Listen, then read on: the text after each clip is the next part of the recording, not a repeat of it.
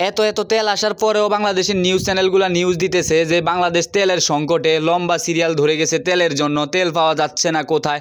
আসলে ভাই হচ্ছেটা কি, নাকি মিডল ইস্টের যুদ্ধকে কেন্দ্র করে বাংলাদেশে কোটি কোটি টাকা হাতানোর ধান্দা? এই দেখেন, স্টেনা ভাল্ক কোম্পানির একটি তেলবাহী ট্যাঙ্কার জাহাজ আমাদের পাশ দিয়ে যাচ্ছে। তো এরকম প্রতিদিন দুই একটা ট্যাঙ্কার জাহাজ আমাদের পাশ দিয়ে যাওয়া আসা করে। আজকে আমি প্রায় সাগরে 8 থেকে 10 দিন হয়ে গেছে, প্রায় এই 10 দিনে অন্তত 10টা তেলবাহী জাহাজ আমি দেখলাম, ট্যাঙ্কার জাহাজ আমাদের পাশ দিয়ে যাচ্ছে। প্রিয় দর্শক, আজকে কিছু গুরুত্বপূর্ণ কথা বলবো। আমরা সবাই জানি মিডল ইস্টে ভয়াবহ যুদ্ধের দাবানল বয়ে যাচ্ছে। আমেরিকা ইসরায়েলি বাহিনীর যৌথ হামলা এবং ইরানের পাল্টা হামলা, পুরো মিডল ইস্ট এখন ধ্বংসের ধার প্রান্তে। আমরা তো সবাই প্রতিনিয়ত নিউজ দেখি, আর এই যুদ্ধের ভিতরে আমরা দেখতেছি যে বাংলাদেশের সংবাদ মাধ্যমগুলো নিউজ দিতেছে এই যুদ্ধের কারণে বাংলাদেশ তেলের সংকটে পড়বে অনেক। আবার দেখি তারাই নিউজ দিতেছে এইমাত্র বাংলাদেশে আসলো 8টি তেলবাহী ট্যাঙ্কার জাহাজ। আসলে এই মিডল ইস্টের যুদ্ধকে কেন্দ্র করে বাংলাদেশে যে কি হচ্ছে সেটা এতদিন আপনারা হয়তো বুঝে গেছেন, বোঝার বাকি নাই আপনাদের।